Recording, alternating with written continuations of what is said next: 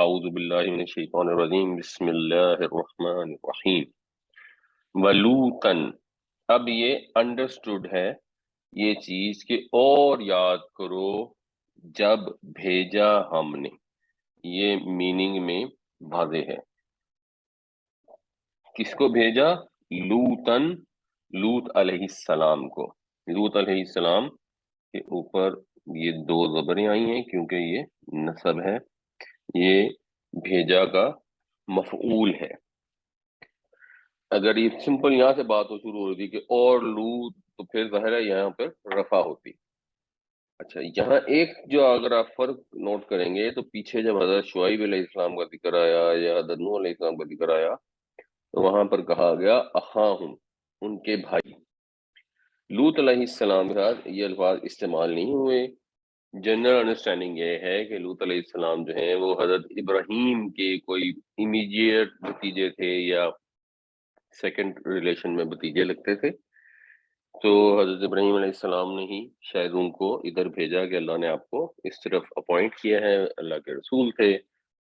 تو اس قوم میں آئے اور اس قوم کے اندر ایک طویل عرصہ تک رہے. یہیں پر ان کی شادی ہو گئی تو پھر ایک طرح سے وہ بھی اسی سٹیٹس میں آ گئے جو قوم کے اندر رہنے والے ایک شخص کا ہوتا ہے، جس کی وجہ سے قوم کو آسانی ہوتی ہے اور ایک شخص کو وہ عرصے سے دیکھتے چلے آ رہے ہوتے ہیں، جس کو پھر جب اللہ تعالیٰ رسالت کے منصب پر سرفراز کرتا ہے تو لوگوں کو اجنبیت نہیں ہوتی، کوئی اس سے بے تعلقی نہیں ہوتی. اور سب سے زیادہ ظاہری بات ہے تعلق ایک کمیونٹی کے اندر، برادری کے اندر نسل کے رشتے سے پیدا ہوتا ہے.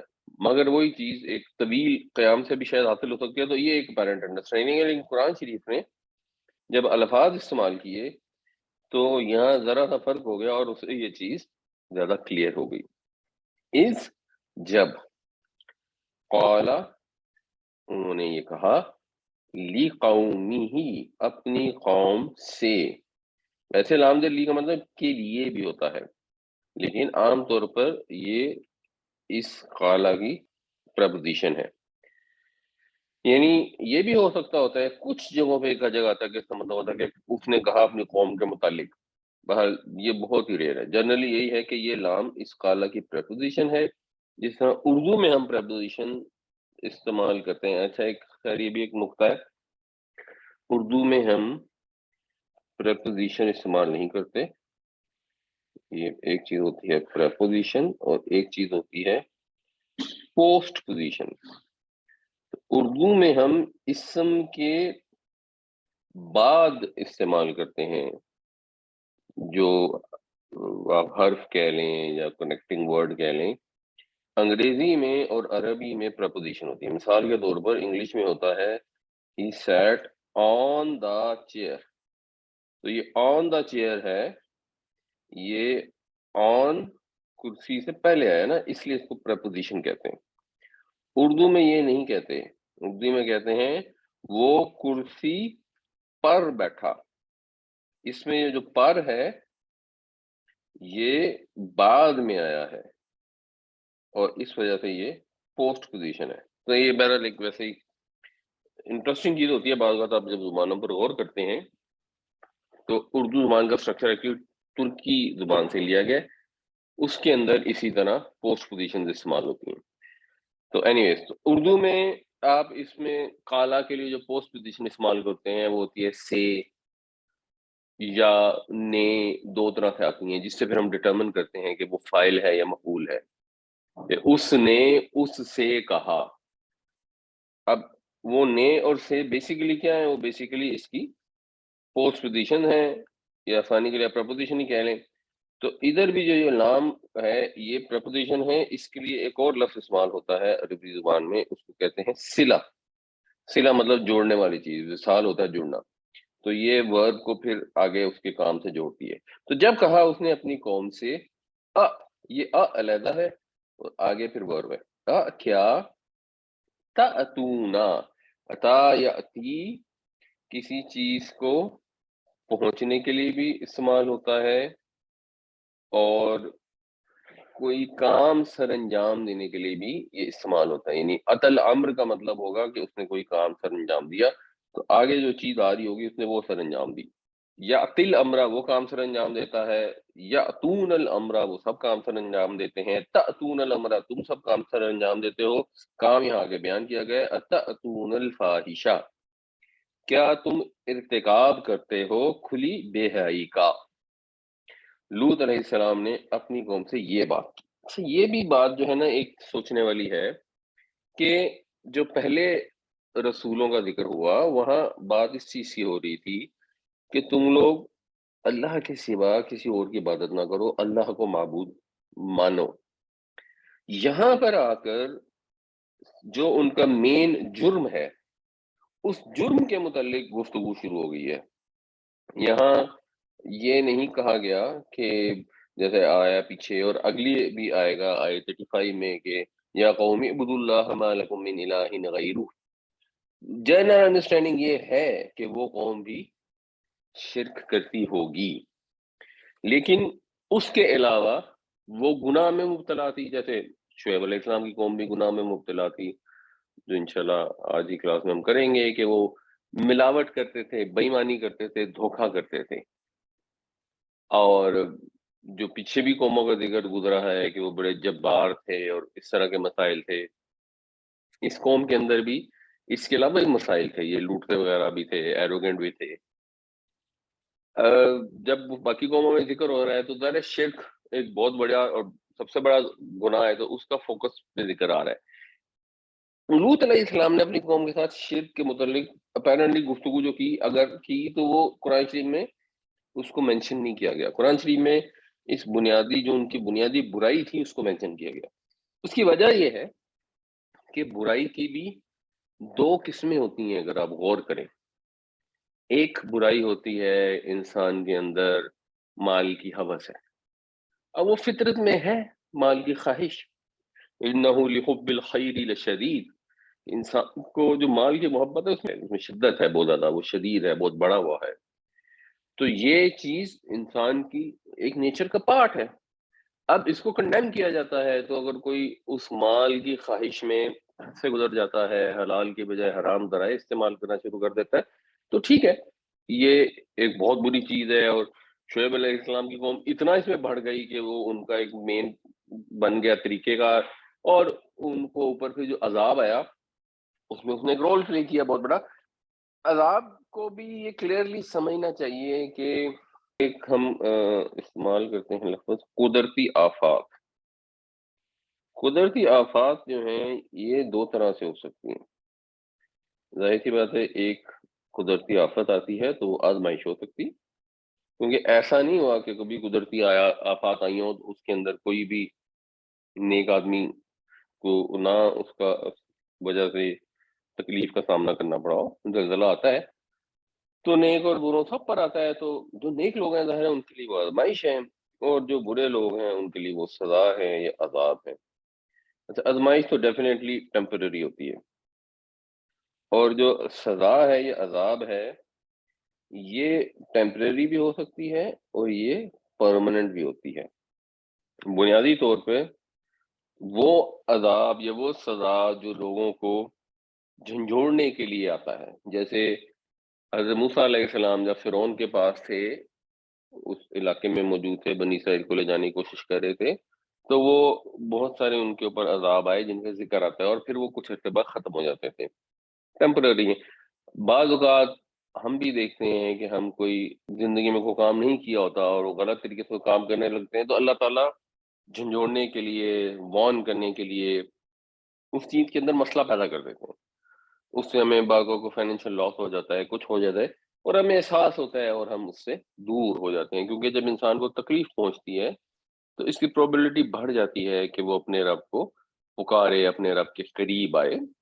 تو وہ آزمائش بھی ہوتی ہے، اور وہ بعض اوقات انسان کے اعمال کی سزا کچھ بھی ہو. اب کیا ہوتی ہے ہمیں نہیں پتا. اگر کہیں زلزلہ آ گیا تو ہم اسٹیٹمنٹ نہیں دے سکتے کہ جی اس علاقے کے لوگ بڑے گناہ گار تھے تو اس لیے وہاں پہ زلزلہ آ گیا. یہ تو انتہائی احمقانہ اسٹیٹمنٹ ہے. لیکن ایک عذاب کی جو قسم ہے وہ پرماننٹ ہوتی ہے. وہ پرماننٹ عذاب بنیادی طور پر جہنم کا ہے، اور وہ پرماننٹ عذاب دنیا میں اس وقت آتا ہے جب اللہ کے رسول تشریف لے آئیں. تو اللہ کے رسول کا جو قوم انکار کر دے اس کے اوپر پرماننٹ عذاب آ جاتا ہے، وہ صفحہ 80 سے مٹا دی جاتی ہے، اس کے لیے طریقہ کوئی بھی استعمال ہو سکتا ہے۔ تو حضرت نوح علیہ السلام کی قوم بھی ملیا میٹ کر دی گئی، جو ان ایمان والے تھے ان کو کشتی پہ بٹھا کر بچا لیا گیا۔ اسی طرح حضرت صالح علیہ السلام، حضرت حود علیہ السلام، اور جو بھی ہم یہ پڑھ رہے ہیں یہاں یہی بتایا جا رہا ہے، یعنی نبیوں کا معاملہ فرق ہوتا ہے۔ نبیوں کے کیس میں قوم بعض اوقات ایسا بھی ہوتا ہے کہ انبیاء علیہ السلام کو قتل بھی کر دیتی ہے، یہاں تک نوبت بھی چلی جاتی ہے، ان پہ عذاب نہیں بھی آتا۔ لیکن رسولوں کا جب انکار کیا جاتا ہے تو پھر دنیا میں ہی ایک طرح سے قیامت برپا ہو جاتی ہے، کیونکہ رسول جب آتا ہے تو وہ ایک پاور کے ساتھ اپوائنٹ ہو کر آتا ہے۔ یہ قرآن نے اس کا بیان بھی کیا ہوا ہے، دعویٰ بھی کیا ہوا ہے کہ میں اور میرے رسول غالب رہیں گے۔ تو سب رسولوں کے ساتھ ایسا ہی ہوا۔ حضرت عیسیٰ علیہ السلام کے جو ماننے والے نہیں تھے اور جنہوں نے انکار کیا، ادھر یہ ہوا کہ حضرت عیسیٰ علیہ السلام کو اللہ تعالیٰ نے آسمان پر اٹھا لیا، اور ان کے جو مخالفین تھے ان پہ وقفاً فوقتاً عذاب آتا رہتا ہے، ان کو ایک ڈفرینٹ قسم کا عذاب دیا گیا ہے۔ اور جب وہ قیامت سے پہلے اگر عیسیٰ علیہ السلام جب دوبارہ تشریف لے آئیں گے تو اس وقت پھر وہ یہودیوں کو یہ والے عذاب کا سامنا کرنا پڑے گا۔ اس کی وجہ سے بعض اوقات بعض چیزوں میں لوگوں کو کنفیوژن بھی ہو جاتی ہے، اور بعض اوقات جو دوسرے جن کو مستشرقین کہتے ہیں، غیر مسلم جو ہیں، وہ مسلمانوں کے متعلق ان نیسیسری پروپیگنڈا بھی کرتے ہیں، کیونکہ جیسے قرآن شریف میں کچھ جگہوں پہ آتا ہے کہ جہاں پاؤں انہیں قتل کر دو، جو الٹیمیٹم دیا گیا تھا نبی کریم صلی اللہ علیہ وسلم کی قوم کو، اس میں بھی یہی تھا، آپ اللہ کے رسول تھے، آپ کی قوم کے پاس یہ آپشن نہیں رہی تھی کہ ایک دفعہ اتمام حجت ہو جائے تو حضور کا انکار کر دیں۔ تو پہلا عذاب تو غزوہ بدر کے موقع پر آ گیا، جو بڑے بڑے سردار تھے وہ مارے گئے، وہ نبی کریم صلی اللہ علیہ وسلم کے ساتھیوں کی تلواروں کے ذریعے آیا، اور بعد میں پھر یہ الٹیمیٹم دے دیا گیا کہ اس علاقے میں نہیں تم کم از کم رہ سکتے ہیں، یہاں سے نکل جاؤ ورنہ ایمان لا کر رہنا پڑے گا۔ اور یہ وہی چیز ہے جیسے حضرت موسیٰ علیہ السلام جب 40 دن کے لیے گئے تو پیچھے سے لوگوں نے بچڑا بنا کے پوجا کرنی شروع کر دی، تو جب آپ تشریف لائے واپس تو آپ نے ان کو قتل کروا دیا۔ رسول کی موجودگی میں دین چھوڑنے کی یا دین نہ قبول کرنے کی آپشن نہیں ہوتی۔ اسی وجہ سے ہمارے ہاں جو مرتد کی سزا جو ہے اس کو موت کنسیڈر کیا جاتا ہے، وہ بنیادی طور پر وہیں سے آئی ہے۔ تو ایشو یہ ہے کہ جب حضرت لوط علیہ السلام آپ تشریف لے آئے ہیں اور وہ ان کو ایک گناہ سے منع کر رہے ہیں، تو اب وہ قوم شرک کر رہی تھی، ملاوٹ کر رہی تھی، بے حیائی کر رہی تھی، جو کچھ بھی کر رہی تھی، بنیادی طور پر جو عذاب آیا وہ پریڈومیننٹلی اس میں رول پلے کیا حضرت شاہ علیہ السلام کی قوم میں، مثال کے طور پر ملاوٹ نے، لیکن اصل میں عذاب اس لیے آیا کہ انہوں نے رسول کا انکار کر دیا، چاہے وہ شرک کرتے ہوتے صرف، اور وہ برائی نہ بھی کرتے ہوتے، جیسے قریش میں ایکچولی اصل برائی شرک ہی تھی، باقی کی برائیاں اس طرح نہیں تھی کہ کوئی معاشرے کا بہت ڈومیننٹ پورشن ہو کہ جس کی وجہ سے قوم پہچانی جاتی ہو، جیسے حضرت شعیب علیہ السلام کی قوم تو پہچانی جاتی تھی ملاوٹ کی وجہ سے۔ تو اصل عذاب اس وجہ سے آتا ہے کہ رسول کا انکار کر دیا، جو پرماننٹ عذاب ہے، ٹیمپریری عذاب خیر کسی وجہ سے آ سکتا ہے۔ تو اس لیے جب ان قوموں کے حالات بیان کیے جاتے ہیں تو ہم نے اس مین فیکٹر کو سمجھ میں رکھنا ہے کہ جی یہ اب قومیں جو ہیں ملیا میٹ اس لیے نہیں ہوتی کہ اب اللہ کے رسول آنے ہی ختم ہو گئے، نبی کریم صلی اللہ علیہ وسلم آخری نبی تھے، لیکن یہ جو ٹیمپریری والا پورشن ہے اس کے اوپر بھی ایک احساس دل میں ہونا چاہیے کہ اگر شعیب علیہ السلام کی قوم ملاوٹ بددیانتی کرتی تھی اور قوم پر عذاب آیا تو اس بددیانتی کا ایک رول تھا نا، کیونکہ اس بددیانتی کی عادت نے ان کو نبی کی بات ماننے سے روکا۔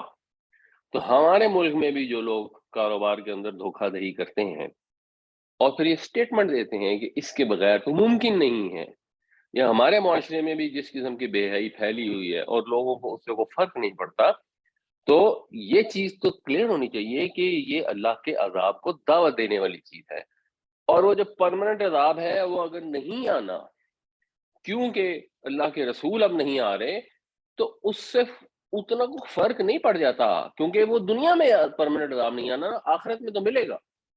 خدا کی نافرمانی کر کے کسی گناہ پر ہمیشہ کے لیے قائم رہ کے اور معاشرے کے اس گناہ کو ایکسیپٹ کر لینے سے اور اس کے خلاف جو بات کرتے ہیں، جو اصلاح کی کوشش کرتے ہیں، ان کی آواز دبا دینے سے عذاب ٹل نہیں جائے گا، وہ قیامت میں وہ تو آ کے ہی رہے گا۔ تو یہ جب پچھلی قوموں کے واقعات آتے ہیں تو یہ جو ایک اوورال بیک گراؤنڈ ہے، اس کو ذہن میں رکھنا ذرا ضروری ہے. تو حضرت لوط علیہ السلام نے ان سے یہ فرمایا کہ تم ارتکاب کرتے ہو کھلی بے حیائی کا، یعنی کتنے تم برے ہو. اور اب یہ برائی کی جو قسم ہے یہ حضرت شعیب علیہ السلام کی قوم کی برائی کی قسم سے فرق ہے، کیونکہ مال کی محبت میں نفس فطری طور پہ رکھی گئی ہے نفس کے اندر، اور اسے انسان اگر ٹرانسگریس کر جاتا ہے، حرام طریقے سے مال کمانا شروع کر دیتا ہے، تو ہم یہ کہیں گے کہ اس نے اپنے نفس کو یا فطرت کی جو پکار ہے اس کو کنٹرول نہیں کیا، اس میں قابو نہیں رکھ سکا جتنا رکھنا چاہیے تھا. اگر کوئی جھوٹ بولتا ہے، کوئی غیبت کرتا ہے، تو یہ فطری طور پہ انسان کے اندر کے دھیے ہیں. اور کسی کوئی اگر بدکاری بھی ہوتی ہے تو ایک بہرحال ایک یہی کہا جائے گا کہ اس نے اپنی فطرت کو کنٹرول نہیں کر سکا. یہاں حضرت لوط علیہ السلام کی قوم میں یہ معاملہ نہیں تھا. ان کے اندر جو گناہ کی خواہش تھی وہ فطری نہیں تھی، وہ غیر فطری تھی. وہ کیٹیگری جو ہے وہ بہت بڑی کیٹیگری تھی، اتنی بڑی کیٹیگری میں وہ چلے گئے کہ وہاں کے پر پھر وہ جو شرک کا اگر ان کا معاملہ تھا تو اس کا ذکر کرنے کی ابھی نوبت ہی نہیں آئی. وہ فوراً ان کو یہ جب ان کے رسول ان میں تشریف لائے تو انہوں نے اصلاح جب ان کی کرنی تھی تو اب وہ بتوں کی اگر پوجا کرتے بھی تھے تو وہ تو شاید اگرچہ ظلم عظیم ہے لیکن اس کا گھنونا پن ماند پڑ گیا ان کے قومی لحاظ سے، جو ان کے اندر گھنونا پن جایا جاتا تھا، اتنی ان کی فطرت اوندھی ہو چکی تھی. جیسے مثلا آپ نے کسی کو نماز کی تلقین کرنی ہے اور آپ جاتے ہیں تو وہ آدمی بیٹھ کے جو ہے وہ کوئی خنزیر کھا رہا ہے یا غلاظت کھا رہا ہے، تو اب پہلا نماز والی بات پھر اب بعد میں کریں گے، پہلے کہیں گے کہ بھائی یہ غلاظت کیوں کھا رہے ہو؟ اللہ نے جو حلال اور پاک اور طیب چیزیں پیدا کی ہیں ان کو کھاؤ. تو یہ ان کی قوم کا جو پرابلم ہے کہ ان کے اندر شرک اور کفر کی برائی ڈیفینیٹلی موجود ہوگی، لیکن جب فطرت اوندھی ہو گئی تھی، الٹی ہو گئی تھی، تو توجہ اس کی طرف دلائی کہ تم تو ایسی بے حیائی کا مظاہرہ کرتے ہو، ارتکاب کرتے ہو، ماں سبقکم بہا. ماں کے تین مطلب ہوتے ہیں: نہیں، کیا، جو. نہیں سبقت لی تم سے بہا، اس کے متعلق، یعنی کسی نے تم سے پہلے اس کا ارتکاب نہیں کیا. من احد، کسی نے، من العالمین، جہان والوں میں، یعنی دنیا میں اس طرح. کیونکہ ایک جیسے شعیب علیہ السلام کی قوم میں بھی جو دھوکہ دہی کی عادت تھی یا ملاوٹ کا وہ کام کرتے تھے تو وہ ضرب المثل بن گئی ہے. اور یہ برائی ایسی ہے، اور یہاں احد سے ایک چیز سمجھنے والی، احد سے مراد ہوتا ہے بعض اوقات واحد، اور بعض اوقات یہ جمع کے معنوں میں بھی استعمال ہوتا ہے. یہاں پہ ہم نے سورہ بقرہ میں اگر آپ کو یاد ہو تو پڑھا تھا لا نفرق بین احد من الرسل، کہ ہم تو کسی رسول میں تفریق نہیں کرتے. اس کا یہ مطلب نہیں تھا کہ ہم ایک رسول کو ماننے میں انکار کرتے ہیں، وہ کہا تھا کسی بھی، وہ ساروں کے لیے استعمال ہوتا تھا. تو یہ بیسیکلی کسی کے سینس میں آتا ہے.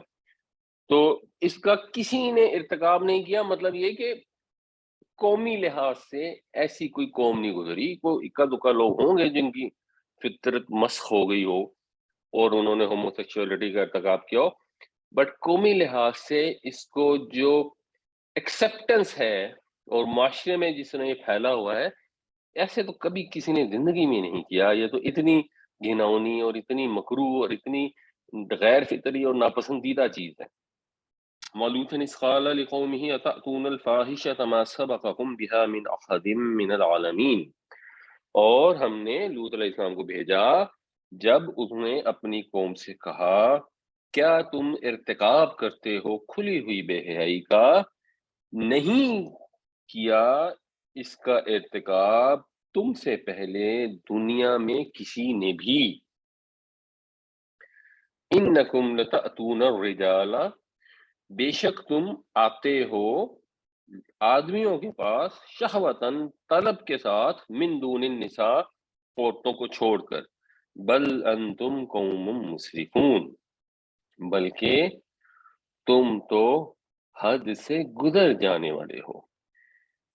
طرفہ یا صروفوں کا مطلب ہوتا ہے کسی چیز کا ضرورت سے زیادہ ہونا. اور اسرفا یسرفو ہو گیا کسی چیز کو ضرورت سے زیادہ کرنا، کسی کام میں حد سے تجاوز کرنا۔ تو یہ تو بالکل ہی حد سے گزرے ہوئے لوگ تھے، فطرت سے بغاوت انہوں نے کر دی، اندھی عقل کر دی۔ کیسے تم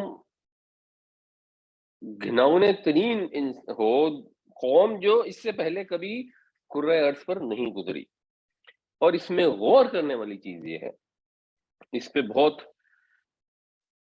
غور کرنا چاہیے، یہ آگے مزید ڈیٹیل بھی آئے گی، جب بھی حضرت لوط علیہ السلام کا ذکر آئے گا، آج کی آیتوں میں بھی انشاءاللہ آئے گا، وہاں ایک خاص ذکر کیا جاتا ہے ہر جگہ۔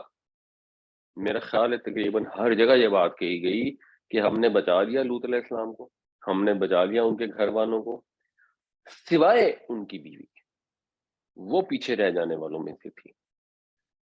اب جو جنرل انڈرسٹینڈنگ ہے، وہ انڈرسٹینڈنگ یہ ہے کہ ان کی بیوی اس قوم کا فرد تھی، اور کیونکہ رسول کی بیوی تھی اس لیے یہ تو کوئی نہیں سمجھتا کہ اس کے اندر بھی یہ والی بے حیائی پائی جاتی ہوگی، لیکن وہ پیچھے رہ جانے والوں میں سے تھی، اور اس کا خاص طور پر ذکر کیا گیا۔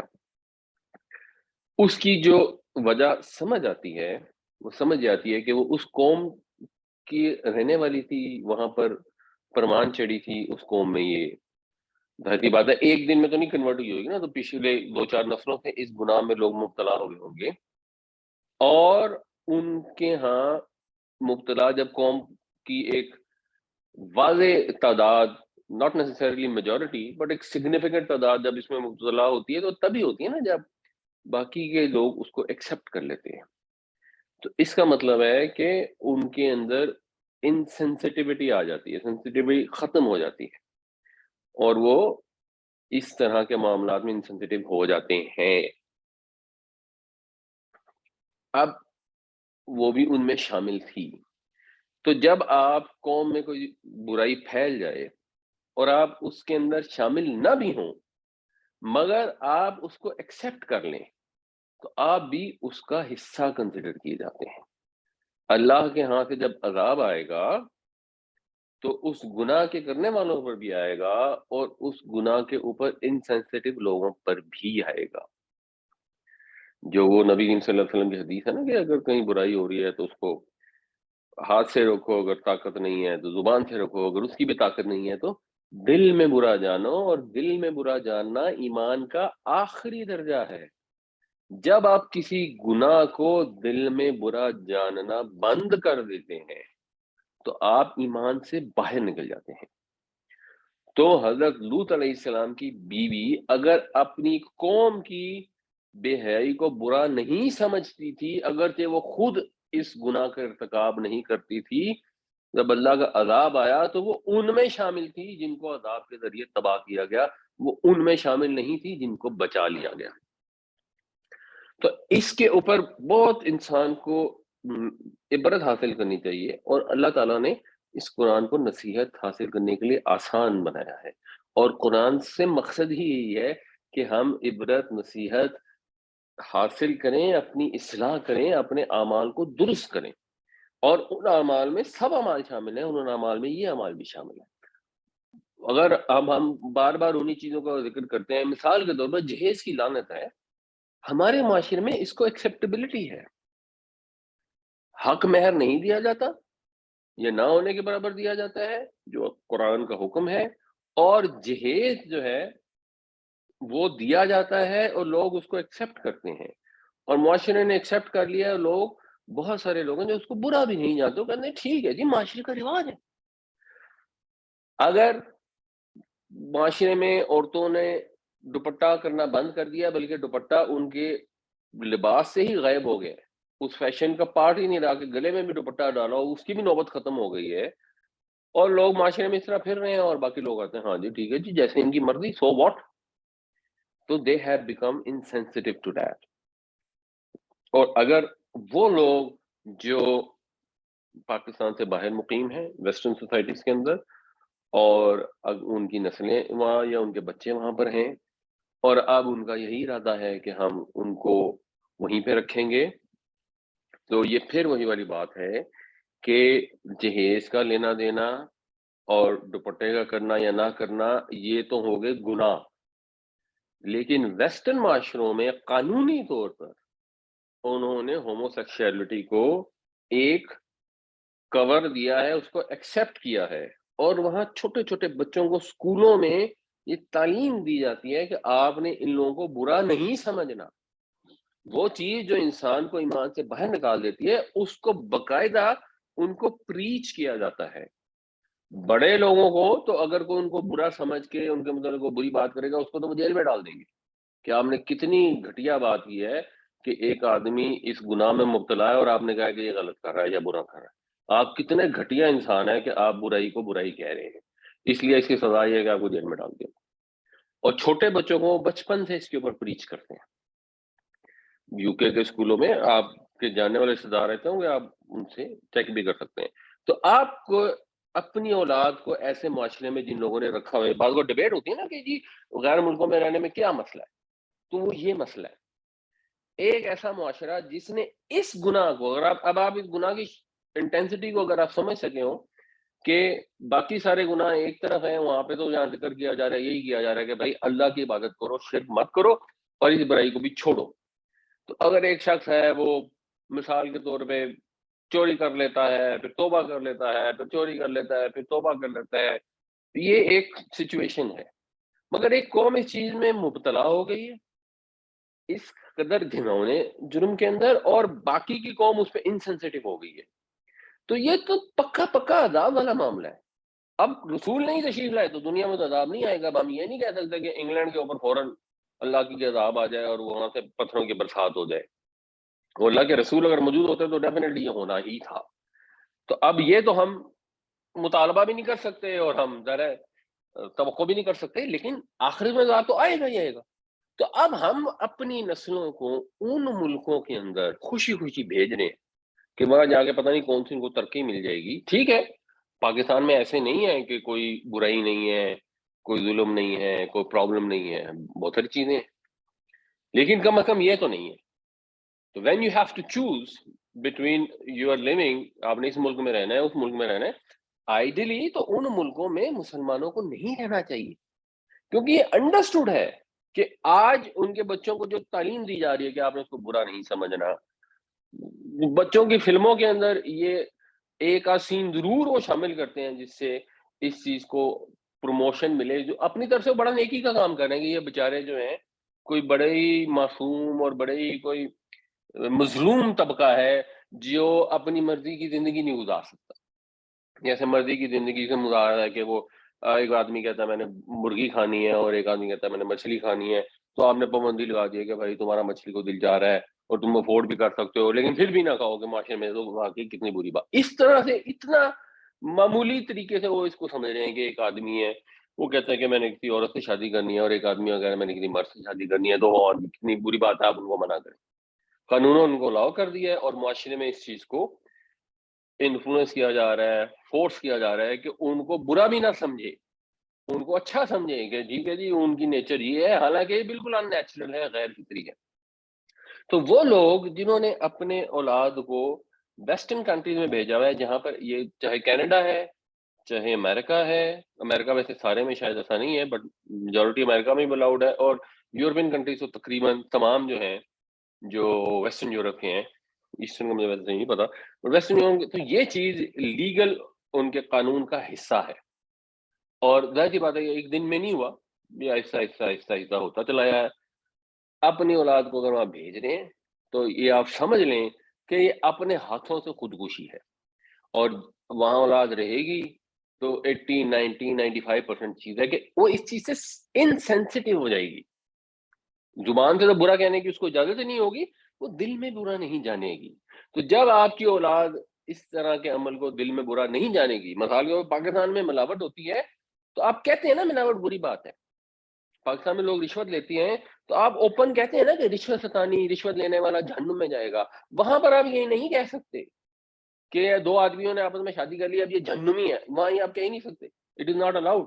یعنی کسی کا نام لے کے تو چلو آپ یہاں پہ بھی آ گئے، بٹ آپ اس جرم کو تو ڈسکرائب کر سکتے ہیں، وہاں یہ کہنے کی تو اجازت نہیں ہے، اور وہ تعلیم دے رہے کہ آپ نے سوچنا بھی نہیں ہے۔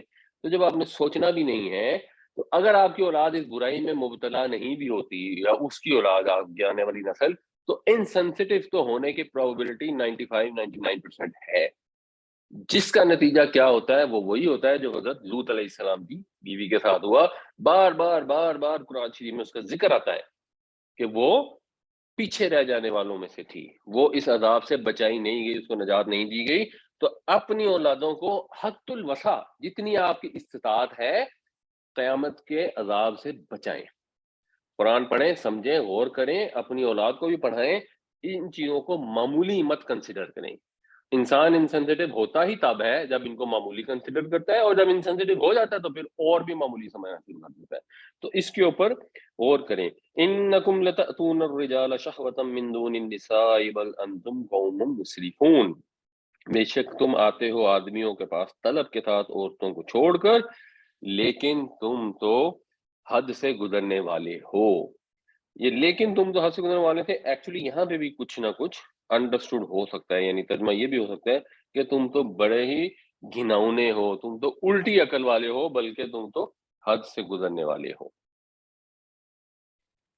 وَمَا كَانَ جَوَابَ قَوْمِهِ، یہاں پھر ماں کا مطلب ہے نہیں، اور نہیں تھا جواب اس کی قوم کا، الا مگر. اور ظاہر ہے جب یہاں الا آیا تو اس ماں کا مطلب نہیں ہی ہو سکتا ہے پھر، اور مفہوم کیا بنے گا؟ اس کی قوم کا جواب تو بس یہ تھا، اس کی قوم والوں نے تو اس چیز کا یہی جواب دیا. یعنی ماں اور اللہ یا لا اور اللہ جس طرح آتا ہے نا، وہ پھر حشر کا مفہوم پیدا کر دیتا ہے.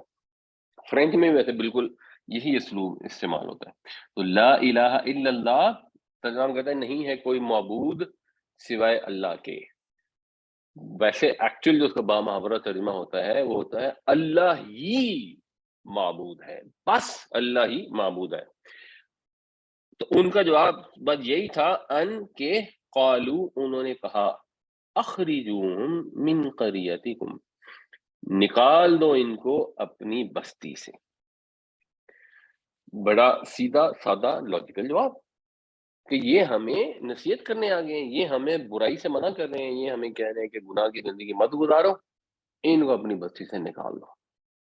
ہمیں اب یہ دیکھنا چاہیے کہ جب ہم کوئی غلط کام کرتے ہیں، ہم مثال کے طور پر کہیں جہیز دینا چاہتے ہیں، کہیں برات کا فنکشن کرنا چاہتے ہیں، کہیں پہ مہندی میں ناچ گانا کرنا چاہتے ہیں، تو ہمارے رشتے داروں میں کچھ لوگ ہوتے ہیں جو کہتے ہیں کہ نہیں نہیں اچھی بات نہیں ہے، ایسا نہ کریں. تو پھر ہم کیا کرتے ہیں؟ ہم ان کو اپنی محفل سے نکال دیتے ہیں. ہم اگر وہ 5 بھائی ہیں تو جو 3 بھائی ہیں ان کی فیملی سے اور ان سے تو مشورہ کرتے ہیں کہ کہاں پہ رکھیں فنکشن، کہاں پہ یہ کریں. وہ جو یہ والے بھائی ہوتے ہیں جو منع کر رہے ہوتے ہیں کہ نہیں نہیں یہ نہ کرو، ان سے اس معاملے میں گفتگو ہی ختم کر دیتے ہیں. ٹھیک ہے جی، ان سے کسی اور چیز پہ بات کریں گے.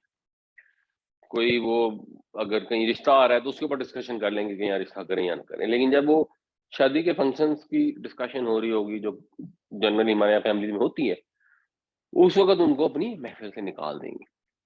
تو یہ ایک نیچرل ریئیکشن ہوتا ہے، لیکن یہ نیچرل ریئیکشن کن لوگوں کا ہوتا ہے؟ یہ ان لوگوں کا ہوتا ہے جو عذاب پانے والی قوم ہوتی ہے.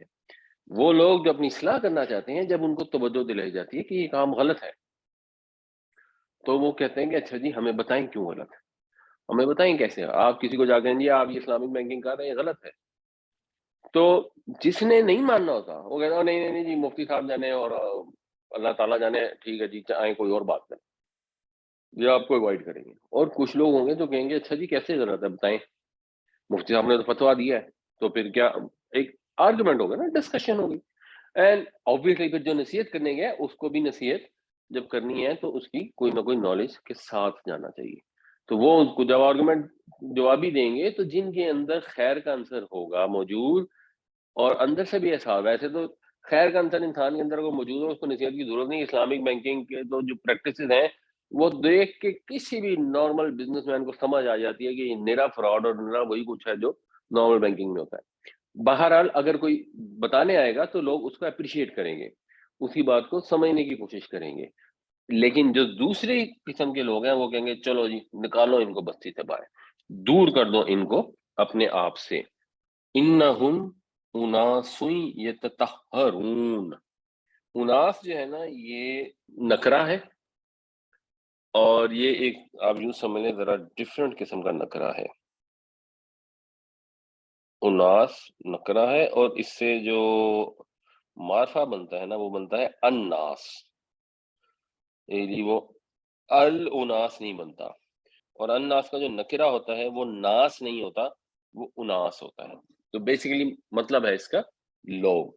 तो इन्नहुम उनासुन यततहरून, बेशक ये तो लोग हैं। अब तहरा जो है, तोए हे और रे, तहरा या तहरू का मतलब होता है पाक होना, इसका मतलब होता है तहारत। इससे जो बाबे तफईल बनता है ना, तहरा, जो तहीरू जिससे फिर ततहीर मस्दर बने, उसका मतलब होता है अच्छी तरह से पाक करना। और फिर होता है बाबे तफाउल। तफाउल क्या होगा? तफाउल ततहुर, ततहुर, ततहुर, इसमें शद होती है। ततहुर यततहरु, यततहरु, इसका मतलब होता है अपने आप को कोशिश करके पाक करना, एफर्ट करना, पाक करना, ये है बाबे तफाउल। तो ये वो लोग हैं जो अपने आप को पाक कर रहे हैं, जो पाकबाज है, ये बड़े पारसा बनते हैं। मतलब ये है इस जुमले का कि इनको अपनी बस्ती से निकाल दो, ये बड़े पारसा लोग हैं, ये बड़े पाक लोग हैं। जैसे हमारे यहाँ जब कोई किसी को मना करता है कि भाई ये काम नहीं करे, ये अच्छा काम नहीं है, तो वो अगले को जाके कहते हैं यार ठीक है छोड़ो दफा करो, वो तो मौलवी है, वो तो मौलवियों वाली बातें करता है। हालांकि बात सही होती है। तो अब वो इतने गंदगी के अंदर लिथड़ चुके हैं कि अब फितरी तौर पर उनको ये तो पता लग रहा है कि ये पाकबाज लोग हैं, मगर ये बड़े पाकबाज हैं, तो हम तो नहीं है भाई पाकबाज, हमने तो नहीं पाकबाज बनना, इनको यहां से निकाल दो। एक तरह से इतराफ जुर्म भी है और उसके ऊपर ढिटाई भी है कि अगर हमारी नाक कटी हुई है और ये नाक वाला आ गया है, तो ये तो नक्कू है, हम असल में नॉम है। और ये होता है, जिस वजह से मैं ये डिस्कस कर रहा हूँ कि जब आप अपने बच्चों को उन माशरों में भेज देंगे, तो वहां की नॉर्म तो ये है ना, वो उन्होंने तो गंदगी को खूबी और अच्छाई कंसिडर किया है। उन्होंने इस बेहयाई का नाम रखा है इंसाफ, जस्टिस, ह्यूमन राइट्स, कि ये उनके इंसानी हकूक की खिलाफ वर्जी है, उनकी आज़ादी राय के इजहार और उनकी आज़ादी अमल के इजहार की नफी है अगर उनको इस चीज पर मना किया जाए, या उनको सजा दी जाए, या उनको इवन बुरा समझा जाए। तो उसको लोगों ने एक्सेप्ट कर लिया है। और जो लोग कहते हैं कि नहीं ये गलत बात है, यानी ये बड़े पारसा बनते हैं, ये तो लोग हैं जो बड़े पारसा हैं। तो अब वहां पर बजाय इसके कि वो अपनी इस्लाह करें, उन्होंने कहा कि ये बड़े पाकबाज लोग हैं, हम अगर गंदगी में लिथड़े हुए हैं तो ये भी लिथड़े, और अगर नहीं लिथड़ना तो ठीक है, इनको बोलो हमारी बस्ती से निकल जाए, इनको निकाल दो, ये तो हमारे माहौल को खराब कर रहे हैं। वो चीज जो गुनाह है, जो बुराई है, जब वो नॉर्म बन जाए, तो वो लोग जो उस बुराई को इख्तियार नहीं करते, वो नक्कू बन जाते हैं। बाकी सबकी नाक कटी है, तुम क्यों नहीं नाक कटवाते, तुम क्यों नाक लेके फिर रहे हो? तो उन माशरों में जहां पे लोग चले जाएंगे, तो वहां पर ये चीज, ये नॉर्म बन गई है। इसको कानूनी लिहाज से भी प्रोटेक्ट किया जाता है, और मुआशरती तौर पर भी इसके लिए वो ऐसे अल्फाज इस्तेमाल करते हैं जिससे कोई ये नेकी का काम नॉर्मल चीज बन जाती है। ये लोगों की इजहार राय की आज़ादी है, ये लोगों के इजहार अमल की आज़ादी है, ये ह्यूमन राइट्स का मसला है। आप अगर ऐसे लोगों को उनकी मर्जी से जिंदगी नहीं गुजारने देते, उनके अंदर जो भी इंक्लिनेशन है, ये तो असल में उनकी नेचुरल इंक्लिनेशन है। हर चीज का अंग्रेजों ने नाम जो है वो या तो नफसियाती बीमारी रख दिया या नेचुरल इंक्लिनेशन रख दिया। अगर कोई जाके दुकानों में से चीजें चुरा के ले जाता है, तो ये जो क्लेप्टोमेनिया है, ये तो इसको जी नफसियाती मर्ज है, तो बजाय इसको सजा दें, उसका हाथ काटें, इसका इलाज कराएं, उल्टा उसके ऊपर पैसे खर्चेंगे, उसका नफसियाती इलाज करें। कोई उन्होंने तकरीबन चीज छोड़ी नहीं। اگر کوئی کسی کو قتل کر دیتا ہے تو وہ بھی اس کو بھی قتل نہیں کرنا بڑی بری بات ہے جی، کسی انسان کی جان لینا، لیکن اس نے جو جان لی ہے نا یہ اصل میں اس کو نفسیاتی مسئلہ ہے، تو اس کو مینٹل ہاسپٹل میں داخل کرا دیتے ہیں، یہ زیادہ بہتر ہے۔ تو ہر چیز کو انہوں نے نارمل بنا دیے، تو ان کو برا سمجھنے والے جو لوگ ہیں وہ بہت برے ہیں، جو برائی کو برائی کہتے ہیں وہ اصل میں برے ہیں، جو کہہ رہے ہیں کہ یہ برا کام کرتے ہیں، نہیں، یہ چھوٹے ہوتے چھوٹے چھوٹے بچوں کو بھی سمجھایا جائے کہ نہیں یہ برا کام نہیں ہے، یہ صحیح ہے، یہ نارم ہے، اور اگر آپ نے نہیں اس کو ماننا، اگر آپ اس چیز کو برا ہی سمجھنا چاہتے ہیں تو پھر ہمارے معاشرے سے، ہمارے ملک سے نکل جائیں۔ وما كان جواب قومه الا ان قالوا اخرجوهم من قريتكم انهم اناس يتطهرون، اور نہیں تھا جواب اس کی قوم کا مگر یہ کہ انہوں نے کہا نکال دو ان کو اپنی بستی سے، یہ لوگ تو بڑے پارسا بنتے ہیں۔ حضرت لوط علیہ السلام کا جو واقعہ قرآن شریف میں ہے اس کو تھوڑا سا اس کو بھی ڈیٹیل دیکھ لیتے ہیں، قرآن شریف میں کیا اس طرح آیا ہے کہ جب وہ ان کو دعوت دیتے رہے تو ان کی قوم کا جواب اس کے سوا کچھ نہیں تھا، انہوں نے یہی کہا کہ ٹھیک ہے جا لے آ اللہ کا عذاب اگر تو سچا ہے۔ تو لوط علیہ السلام نے پھر اللہ سے دعا کی، رب انصرنی علی القوم المفسدین، ہے میرے رب ان فسادی لوگوں کے مقابلے میں میری نصرت فرما، میری مدد فرما۔ اس کے بعد حضرت ابراہیم علیہ السلام کے پاس فرشتے گئے ان کو اولاد کی خوشخبری دینے کے لیے، وہی فرشتے جو ان کے پاس اولاد کی خوشخبری دینے گئے وہی فرشتے حضرت لوط علیہ السلام کی قوم پر عذاب لے کے آئے۔ جیسے بارش بھی ہوتی ہے نا، اللہ تعالیٰ اسی بارش کو کہیں رحمت بنا کر بھیجتا ہے اور کہیں عذاب بنا کر بھیجتا ہے۔ اور جب آئے ہمارے رسول، ہمارے فرشتے ابراہیم کے پاس خوشخبری لے کر، تو انہوں نے کہا کہ ہم ہلاک کرنے والے ہیں اس بستی کے لوگوں کو، بے شک اس کے رہنے والے ظالم ہیں۔ حضرت ابراہیم بڑے پریشان ہوئے اور وہ بڑے نرم دل تھے، اور انہوں نے بڑی ان کے ساتھ ایکچولی بہت بحث تمیز کی، اس کی ڈیٹیل میں بھی ہم نہیں جاتے۔ تو ابراہیم نے کہا کہ ان کے اندر تو لوط بھی ہیں۔ انہوں نے کہا نحن عالم، ہمیں اچھی طرح بتائے کہ کون کون اس کے اندر ہے، ہم اس کو بچا لیں گے اور اس کے گھر والوں کو بچا لیں گے سوائے اس کی بیوی کے، وہ پیچھے رہ جانے والوں میں سے ہوگی۔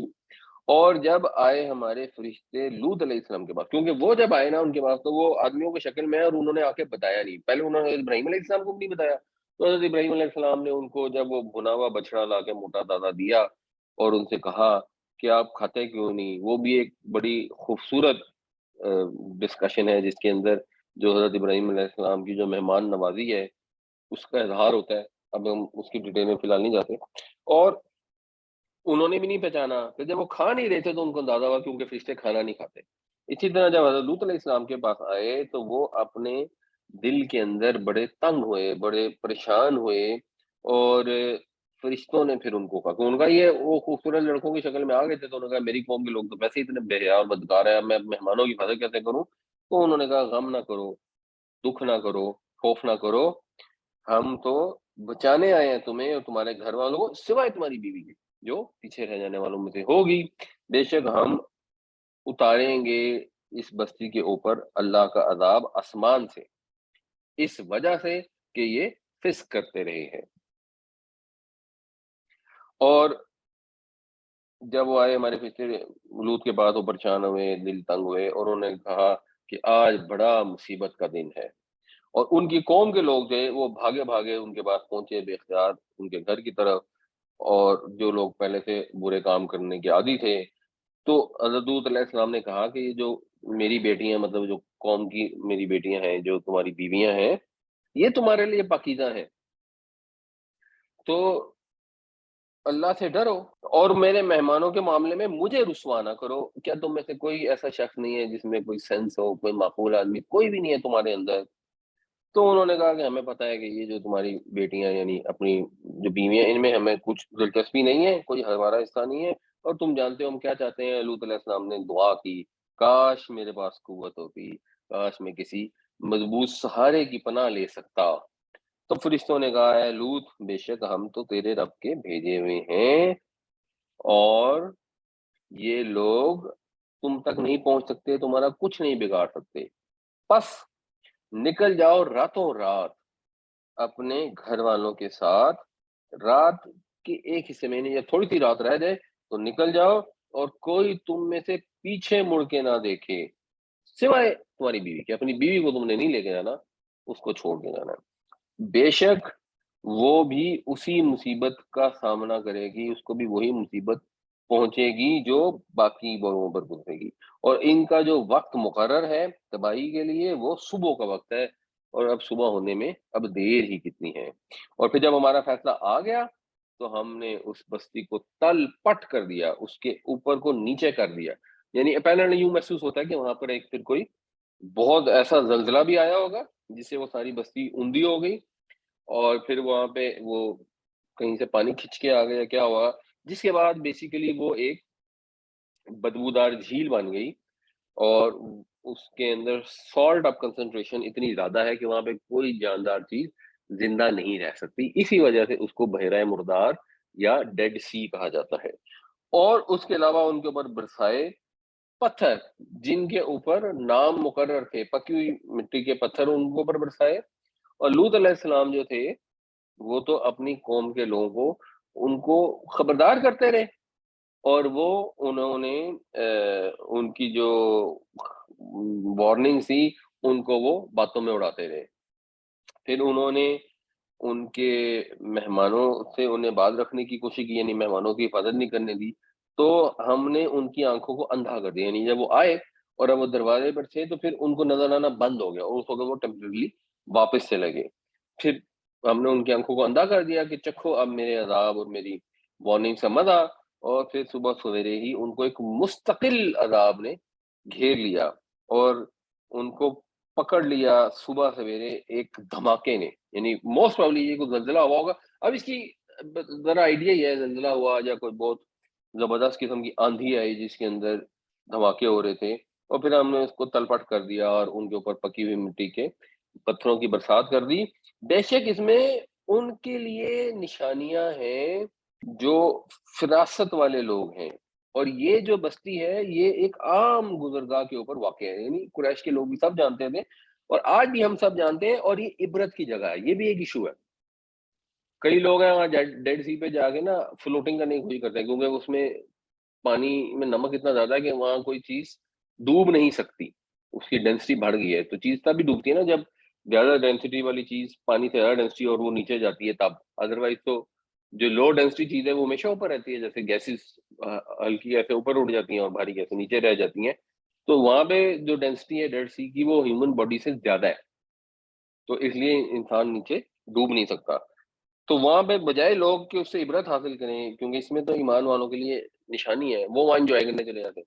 یا آپ نے شاید کبھی دیکھا ہو، باہر کے ملکوں میں تو عام ہے، کوئی کوئی یہاں پہ بھی مل جاتے ہیں جی، یہ ڈیڈ سی منرل سے بنے ہوئے سوپ ہیں، صابن ہیں، یا کوئی کاسمیٹک کے سامان ہے. تو یہ عبرت کی جگہ ہیں، ان سے دور رہنا چاہیے. اور اگر کسی نے دیکھا بھی ہے کہ اچھا ذرا دیکھیں گے کتنی زبردست جگہ تھی اور کیا ہو گیا، تو اس سے ایونچوئل عبرت ہی حاصل کرنی چاہیے.